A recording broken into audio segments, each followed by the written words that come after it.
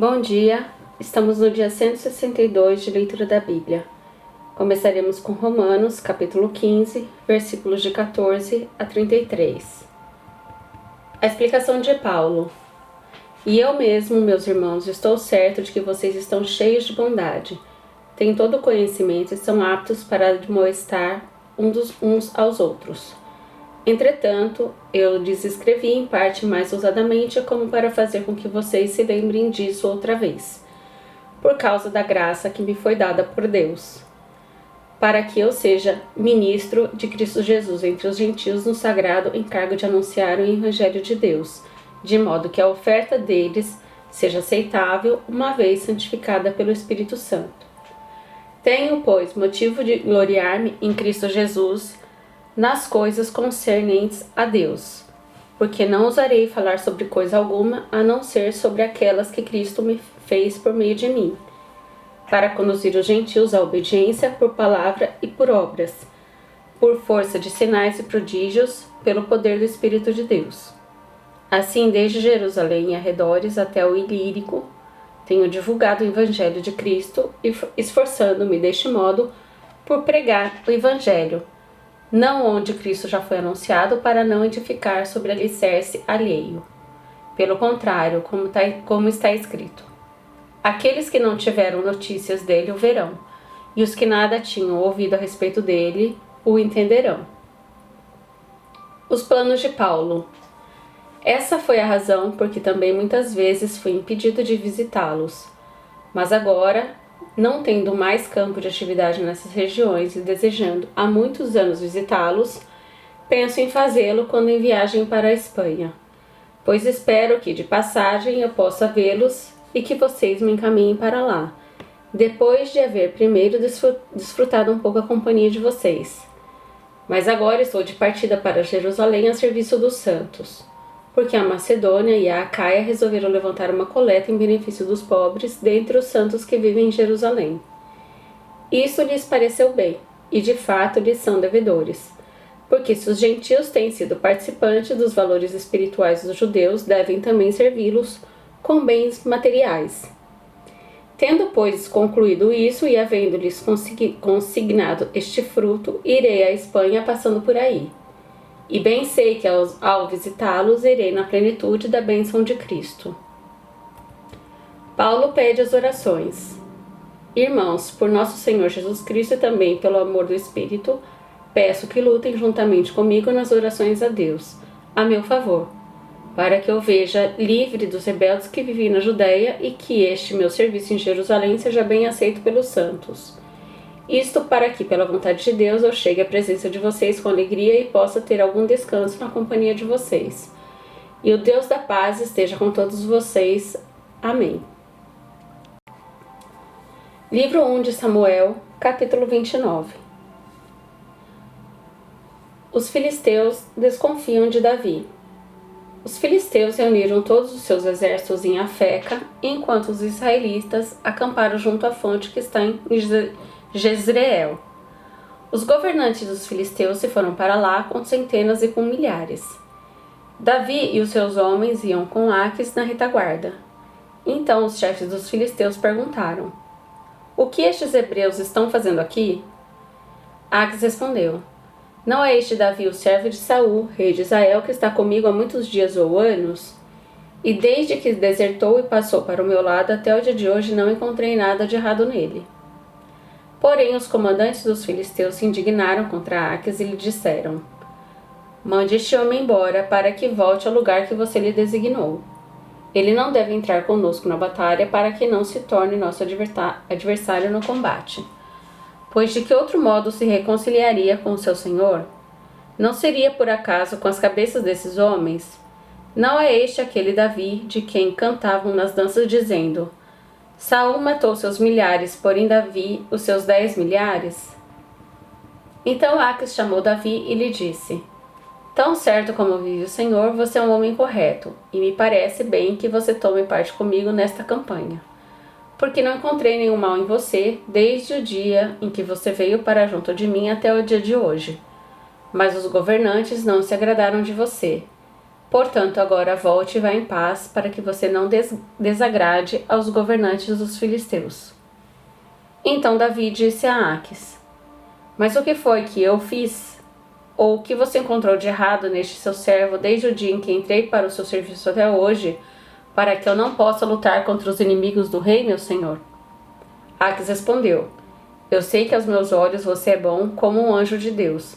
Mas os comandantes dos filisteus disseram: Ele não deve ir conosco à batalha. Portanto, levante-se de manhã de madrugada com seus servos que vieram com você, e ao se levantarem, logo que amanhecer, vão embora daqui.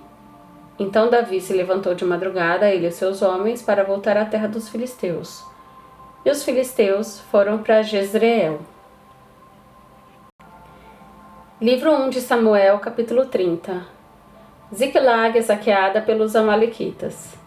Aconteceu que ao terceiro dia, quando Davi e os seus homens chegaram a Ziclag, os amalequitas já tinham invadido o sul, e a cidade de Ziclag. Tomaram Ziclag e a incendiaram. Levaram cativas as mulheres que lá estavam, mas não mataram ninguém, nem pequenos nem grandes, tão somente os levaram consigo e foram embora. Davi e os seus homens chegaram à cidade e viram que tinha sido queimada, e que as suas mulheres, os seus filhos e as suas filhas tinham sido levados cativos. Então Davi e o povo que estava com ele ergueram a voz e choraram, até não terem mais forças para chorar. Também as duas mulheres de Davi tinham sido levadas, Ainoã, a jezreelita, e Abigail, a viúva de Nabal, o carmelita. Davi ficou muito angustiado, pois o povo falava de apedrejá-lo, porque todos estavam amargurados, cada um por causa de seus filhos e suas filhas. Mas Davi se reanimou no Senhor, seu Deus. Davi livra os cativos.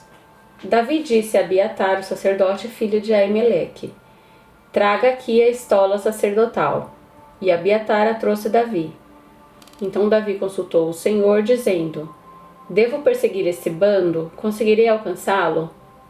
O Senhor respondeu: Persiga o bando, porque você certamente alcançará e libertará os cativos. Então Davi partiu, ele e os 600 homens que com ele estavam, e chegaram ao ribeiro de Besor, onde os retardatários ficaram. Davi e 400 homens continuaram a perseguição, mas 200 ficaram atrás, por não poderem passar o ribeiro de Besor, de tão cansados que estavam. Encontraram no campo um homem egípcio e o trouxeram a Davi. Deram-lhe pão e ele comeu, e deram-lhe água para beber. Deram-lhe também um pedaço de pasta de figos secos e 2 cachos de passas, e ele comeu. Assim recobrou suas forças, pois havia 3 dias e 3 noites que não comia pão nem bebia água. Então Davi lhe perguntou: De quem você é e de onde vem?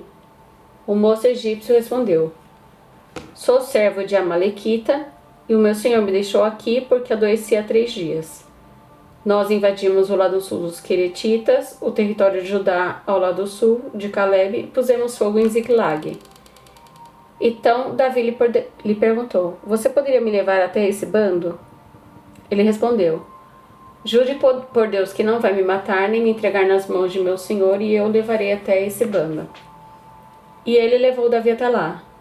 Eis que os amalequitas estavam espalhados por toda a região, comendo, bebendo e fazendo festa por todo aquele grande despojo que tomaram da terra dos filisteus e da terra de Judá.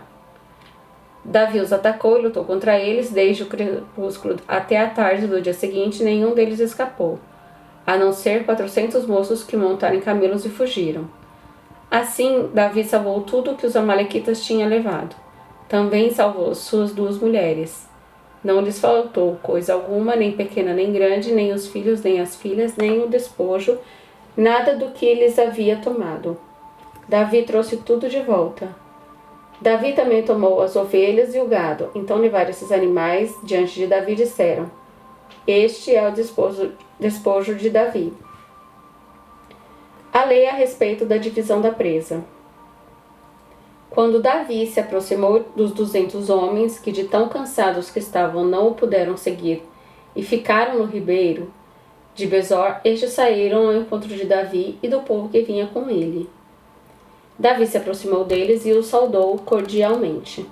Então todos os perversos e malignos dentre os homens que tinham ido com Davi disseram: Uma vez que não foram conosco, não lhes daremos nada do despojo que salvamos. que cada um leve a sua mulher e os seus filhos e se vá embora. Porém Davi disse: Meus irmãos, não façam isso com o que o Senhor nos deu. Ele nos guardou e entregou em nossas mãos o bando que vinha contra nós. E quem lhes daria ouvidos nisso? Porque a mesma parte que cabe aos que foram à batalha será também a parte dos que ficaram com a bagagem, receberão partes iguais.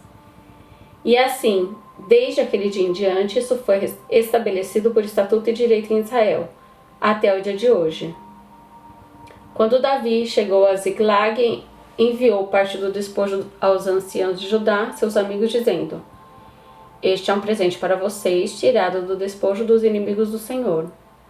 Ele enviou esse presente aos anciãos de Betel, de Ramote, do Neguebe, de Jatir, de Aroer, de Zefimote, de Estemoa, de Racal, das cidades dos Jerameelitas e dos Queneus, de Horma, de Borsazã, de Atarse, de Hebron e de todos os lugares em que Davi tinha passado, ele e os seus homens. Livro 1 de Samuel, capítulo 31. A derrota de Israel e a morte de Saul. Os filisteus lutaram contra Israel. Os homens de Israel, fugindo da presença dos filisteus, caíram mortos no monte Gilboa. Os filisteus seguiram de perto de Saul e seus filhos e mataram Jonatas, Abinadab e Melquizua, filhos de Saul. A batalha se intensificou contra Saul. Os flecheiros o avistaram e ele foi ferido gravemente. Então Saul disse ao seu escudeiro: Arranque a sua espada e atravesse-me com ela, para que não venham esses incircuncisos, me atravessem com a espada e zombem de mim. Mas o seu escudeiro não quis fazer isso, porque estava com muito medo. Então Saul pegou sua própria espada e se lançou sobre ela. Quando o escudeiro viu que Saul estava morto, também se lançou sobre a sua espada e morreu com ele. E assim morreram juntamente naquele dia Saul e os seus 3 filhos, o seu escudeiro e todos os seus soldados. Quando os homens de Israel, que estavam do outro lado do vale e do outro lado do Jordão, viram que o exército de Israel fugiu e que Saul e seus filhos estavam mortos, abandonaram as cidades e fugiram, e vieram os filisteus e habitaram nelas. O sepultamento de Saul.